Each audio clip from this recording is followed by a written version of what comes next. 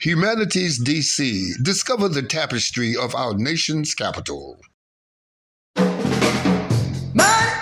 who needs that to live a life free and easy. Put the toothbrush in my hand and let me be traveling man, cause I'm a road runner baby.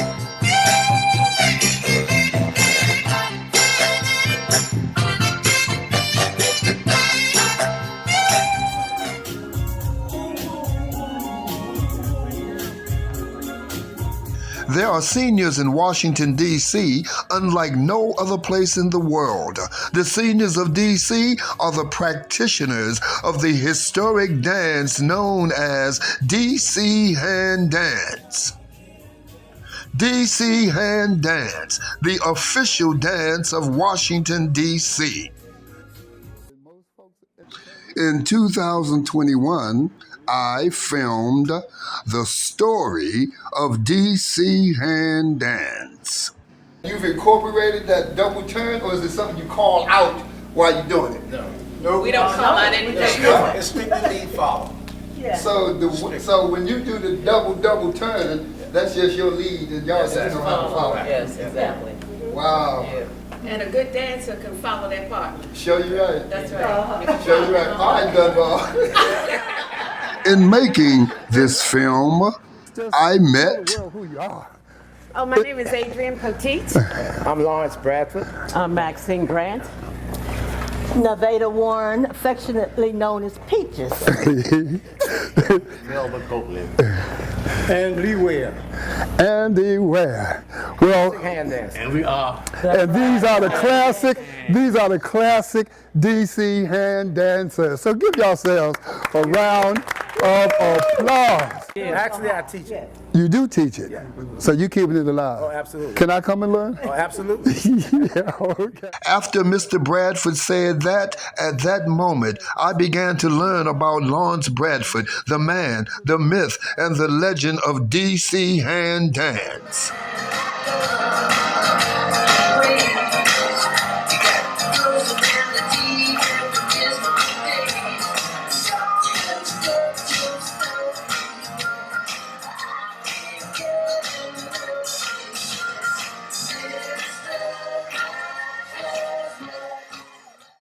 Lawrence Bradford was born on July the 24th, 1944 in Washington, D.C., to Melvin and Florine Bradford. Raised in the northwest section of D.C., attending St. Augustine's Elementary School, Francis Junior High School, and Western High School, where his talents were on full display as a star basketball player before graduating with honors. Brad was a gentleman.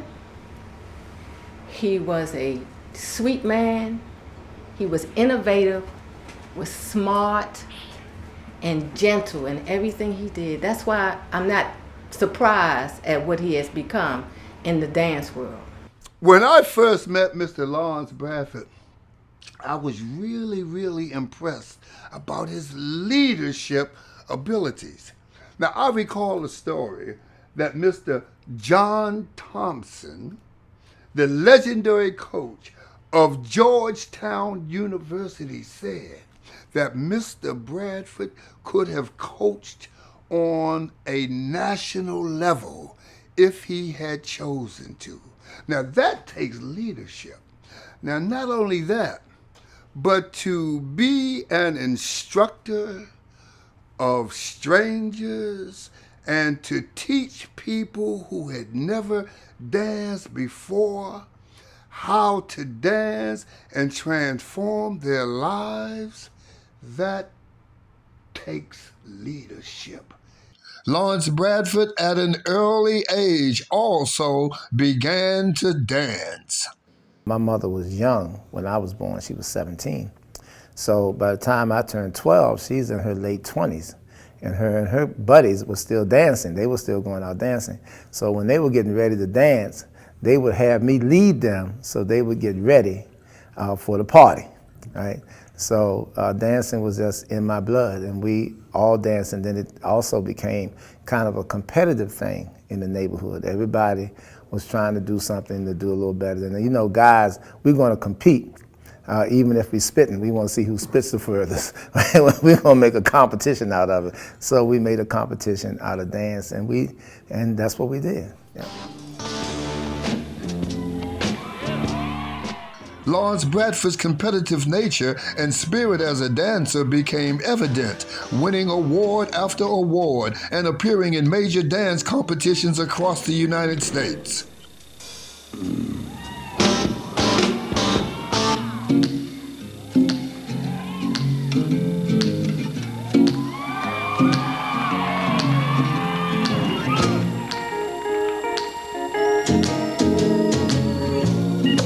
Wade in the water, wade in the water, children, wade in the water.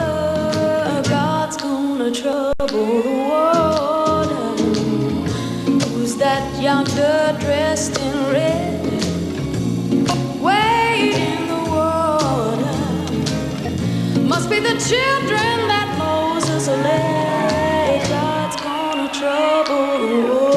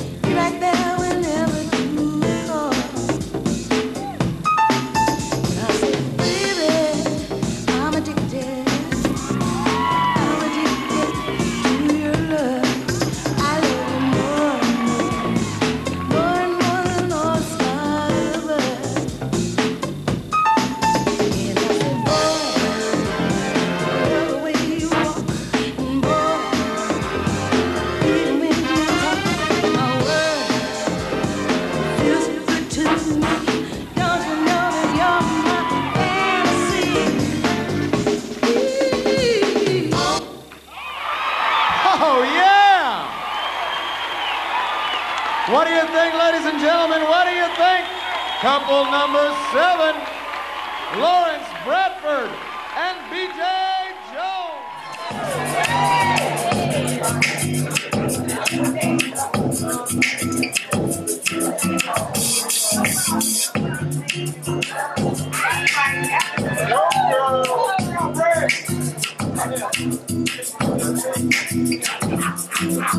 Lost without you, can't help myself. How does it feel to know that I love you, baby? I'm lost without you, can't help myself. How does it feel to know that I love you, baby?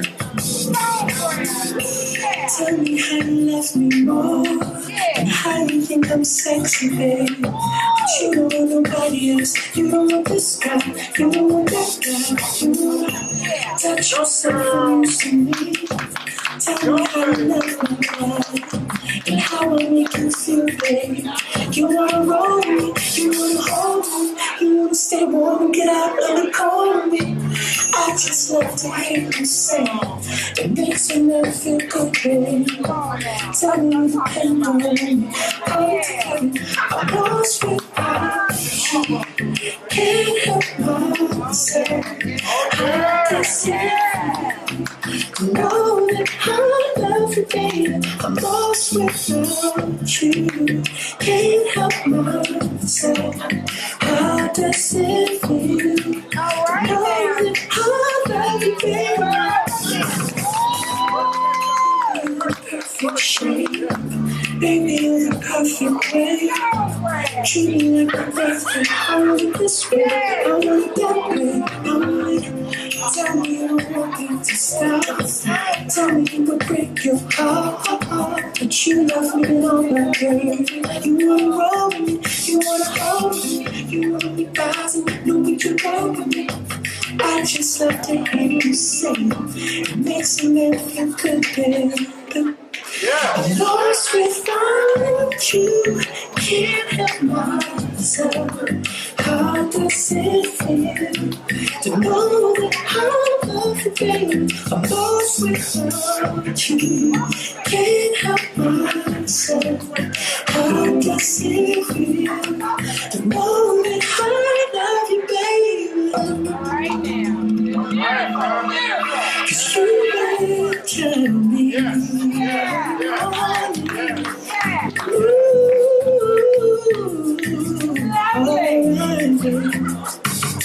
Oh, yeah. Oh, baby. Alright.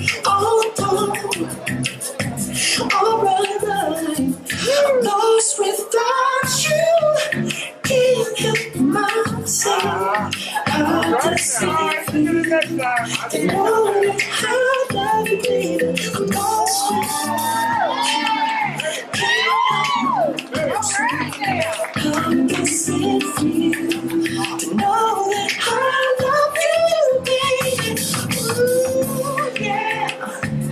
Oh, baby. All right.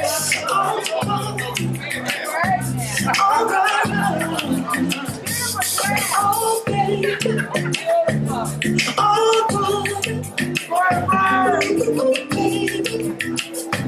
All right. As Lawrence Bradford's life as a dancer grew, so did his personal life, becoming father to four. One of his daughters reflects. The thing I remember most, and I think my siblings would agree with me on this, Daddy was always a very popular person, popular with his friends, through basketball, through karate, through dance, obviously. But to us, he was just our dad. It wasn't, he was special because he was our dad, and not so much special because of all the other things that he could do. Even though that's what most people knew about him. If you asked even Daddy, if he started talking about his life and his legacy, he would talk about dance, he would talk about basketball. But to us, he was just our dad. The thing that stands out about Daddy the most is something that people already know about him, which is that he was a teacher. Even as a parent, everything was a lesson, an opportunity for you to reflect, to learn, to grow, regardless of the situation.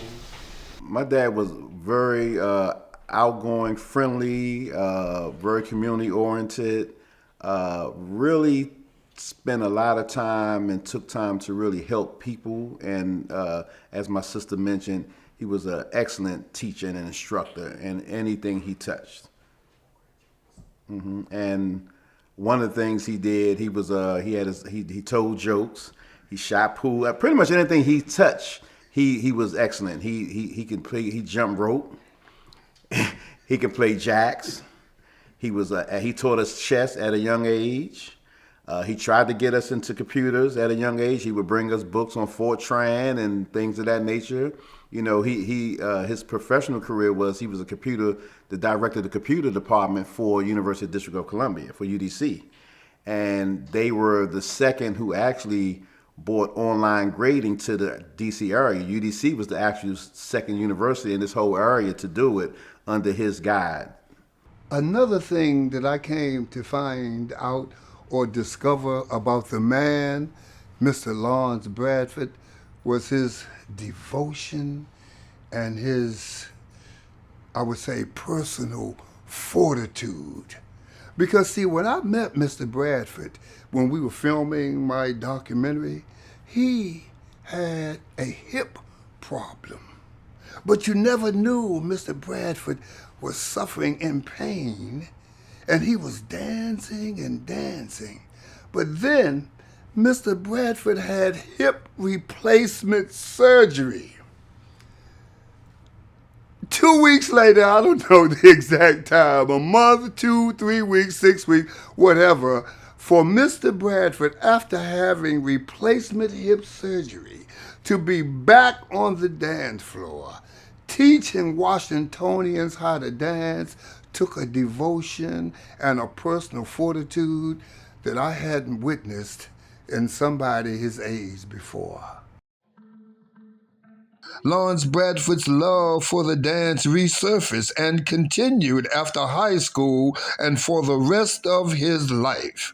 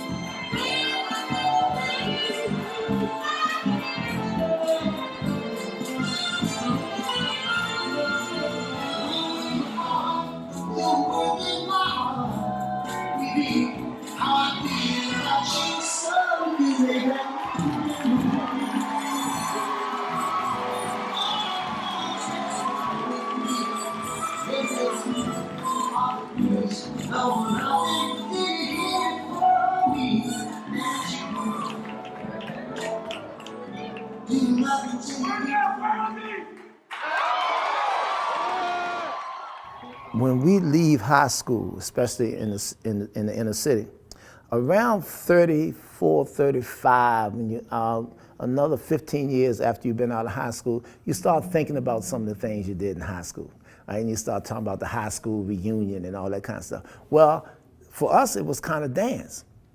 So I'm leaving high school in 62, right? 18, 19, 20, somewhere around in there. So now when I'm in my early 30s, I'm looking, I want to go back to the dance. I want to find the dance, right? So I go to this club. I'm asking where they dancing, right? And this is before the term hand dance actually happened. I have a theory on that, but so I go to this club, and there are like 9 people in the club, right?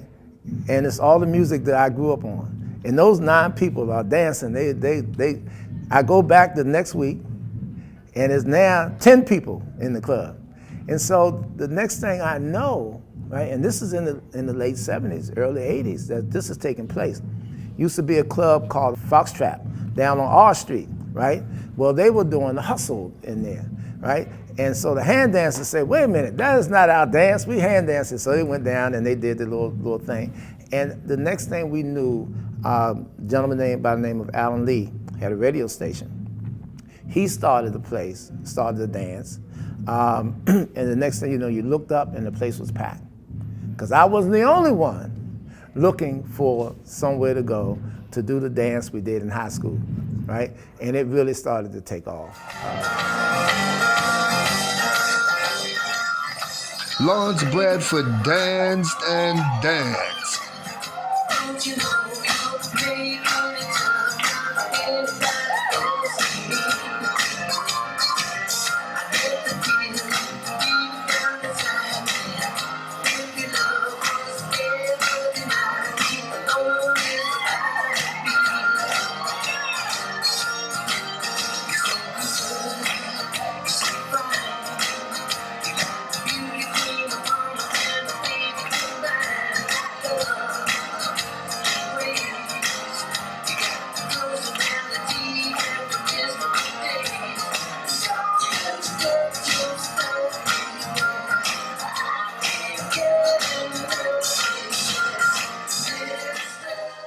Then the opportunity to teach presented itself, and Mr. Bradford could not resist. We used to hang out in a club called the Eclipse on Bladensburg Road. We thought, because we grew up in the city, that everybody in D.C. knew how to dance. I mean, we knew how to dance. We did it all our lives, so we thought.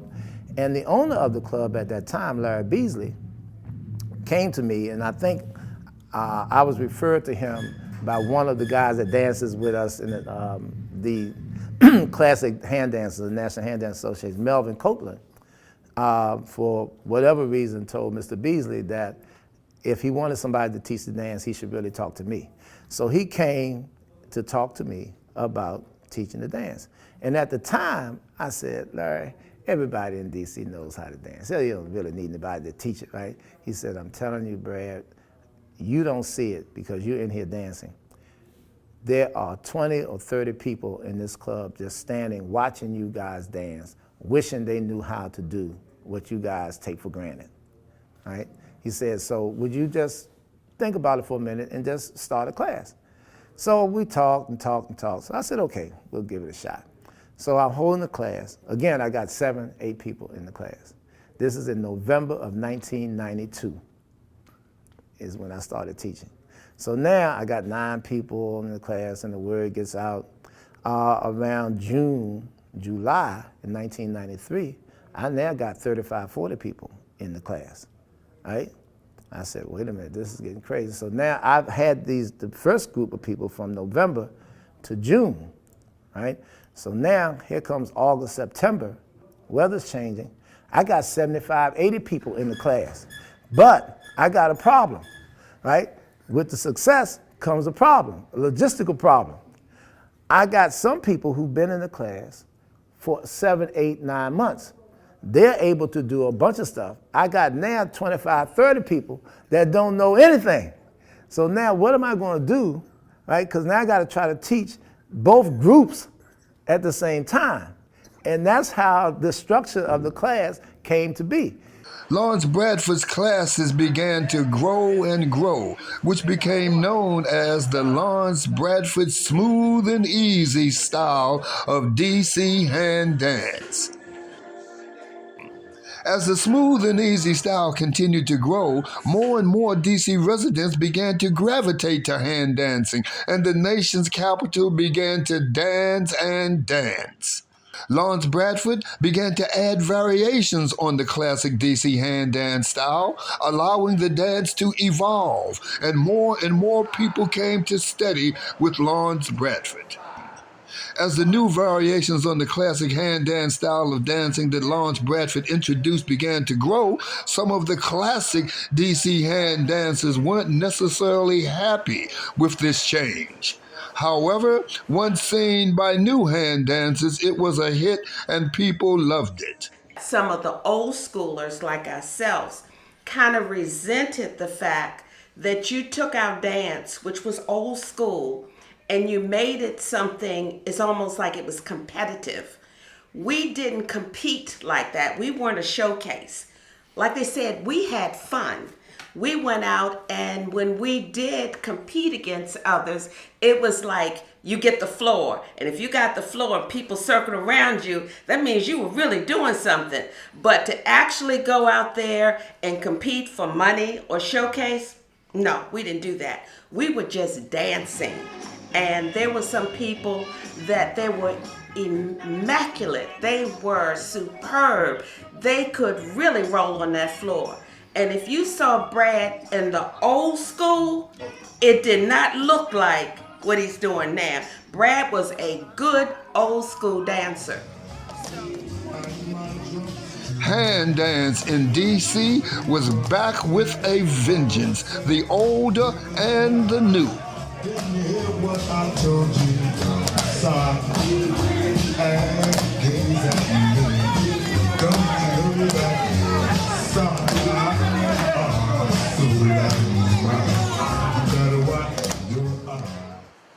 As Lawrence Bradford's smooth and easy style grew, his teaching technique evolved as well.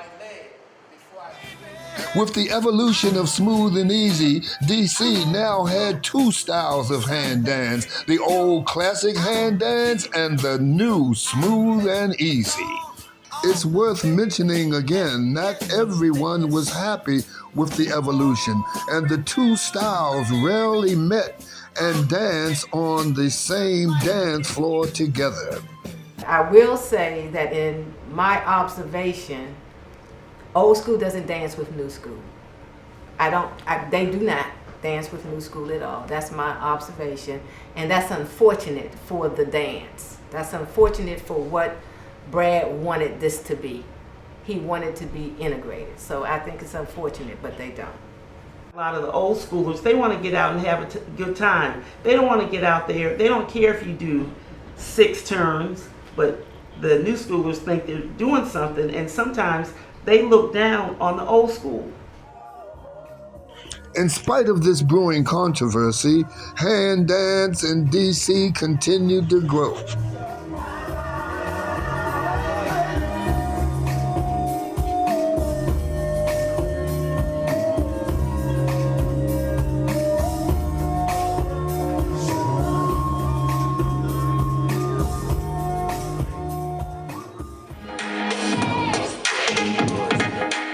As the classic old school dancers continued to age, Lawrence Bradford's smooth and easy style was bringing in a new generation of dancers, ensuring the survival of hand dance in D.C.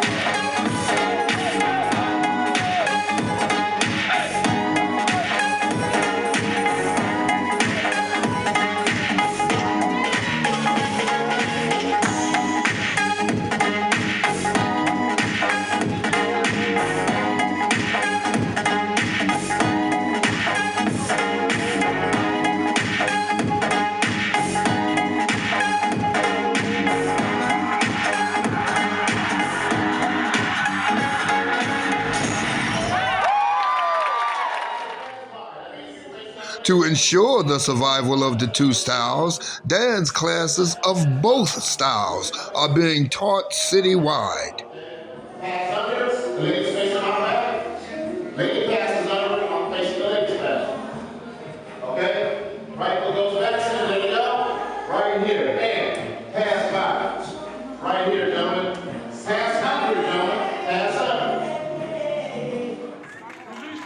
One of the main reasons for the growth of Smooth and Easy was that Lawrence Bradford began to graduate his dance students to make room for the newcomers, and those that graduated received a certificate of graduation, qualifying them to become teachers of Smooth and Easy as well. 2, 3, and 4, and 5, and 1 and 2, 3 and 4 and 5, and 1 and 2, 3 and 4 and 5, and 1 and 2, 3 and 4 and 5, and loop. 5, 6, 7. Take her on out, guys. Give a round of applause, guys. This is hard. This is hard. First, I was a student of Brad from his first class. And as his classes started to grow and he needed help, he took 11 students from the first class and trained them how to instruct. And those 11 students wanted to dance. Whenever there was an affair, Brad would do a demo dance with his current partner. At the time it was Lulu, who was old school. And as we learned how to instruct, we wanted to show the crowd that we could dance too. And it was impossible for all 11 of us to do a separate dance, so the Smooth and Easy dance troupe was formed. So it was 12 people, Brad, initially 11, Brad making the 12th person. So Brad gave the guys, 5 guys, the opportunity to choose who they wanted to dance with out of those females. And it just broke my heart that nobody chose me. So out of default, Brad, the last man standing, had to take me.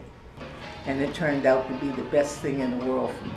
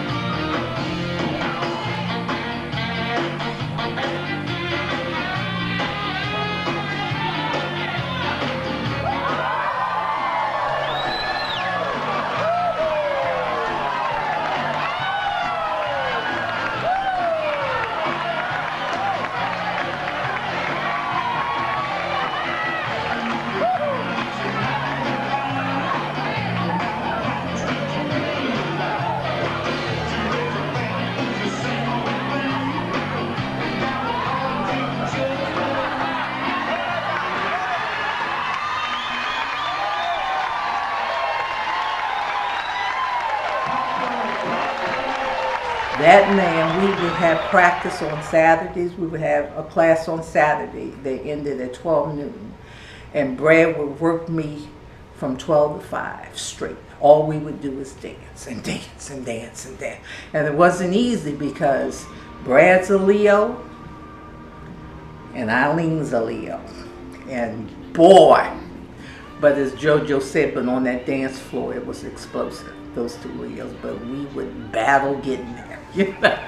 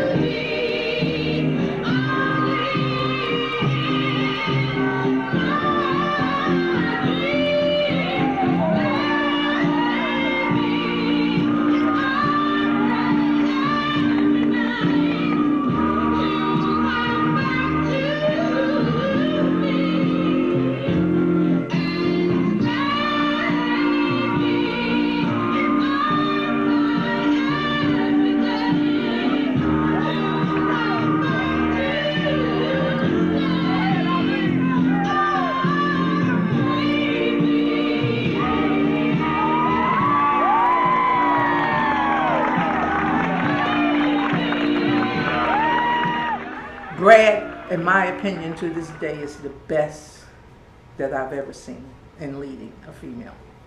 And all the dances. We did the birdland. We did the walk.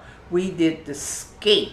We did the bop. We did drops. He used to, in fact, his nickname for me was Lead Bottom. Because in doing some of the dips, if you dropped your butt, you went to the floor. So it took a while before I mastered that.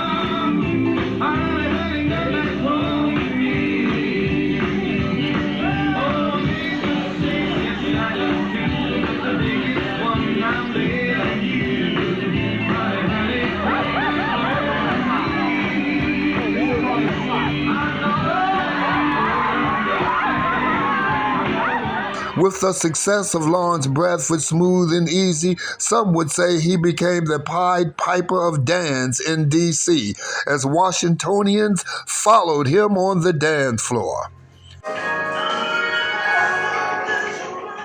Smooth and Easy gave the dancers of D.C. an opportunity and a choice to learn the old classic style of hand dance or the smooth and easy style, both of which are rooted in the historic Lindy Hop tradition.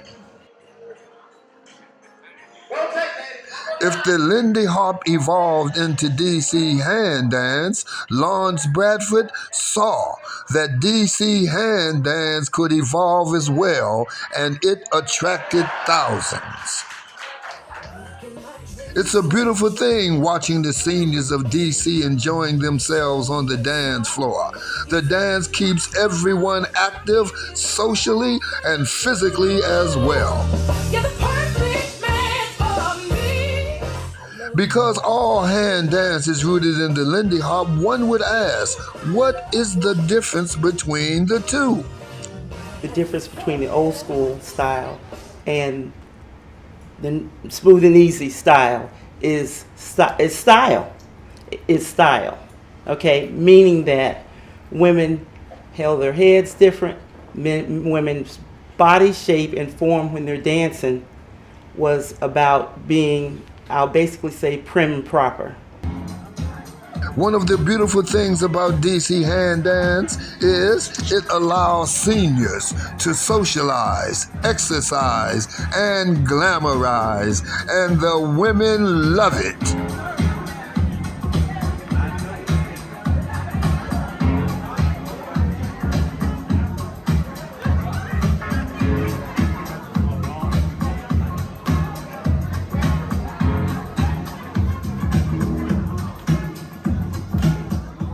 On Sundays, I would look forward to going there because I'm telling you, the guys were sharp. They were very sharp. And I had never seen anything like that because, you know, I'm not in a church, so I don't see when men dress up in suits all the time, looking good, shoes shining and all of this. And they would be such gentlemen then. They would come over to your table and extend their hands and ask you to dance, escort you to the floor, dance with you, and bring you back to your seat. And I just love that. And I also love dressing up myself, you know, because, I mean, all the women look very nice. I didn't wear the shoes that they wore because I don't want my feet to hurt. I came to dance, so I would have on the ugly dance shoes, you know. But I just had a ball there every Sunday. The ladies at that time, hand dancing was so much enjoyment. I mean, we had old school, new school. We had the bop, the two-step. We had the birdland. We had the walk. As a Pied Piper of DC hand dance, Mr. Bradford's contribution to the art form is undeniable. Due to his contribution to the dance, people who had never danced before became practitioners of Lawrence Bradford's smooth and easy dance style. And the seniors of DC are still able to let their light shine because of Mr. Lawrence Bradford, the man, the myth, and the legend of DC hand dance. Me and I be gone. You can love me if you wanna, but I do this cry. When I get restless, I gotta move somewhere. I'm a road runner, baby. Anywhere my home. Hey, and I love like I live, and I'm gonna live like I love. Humanities DC, discover the tapestry of our nation's capital.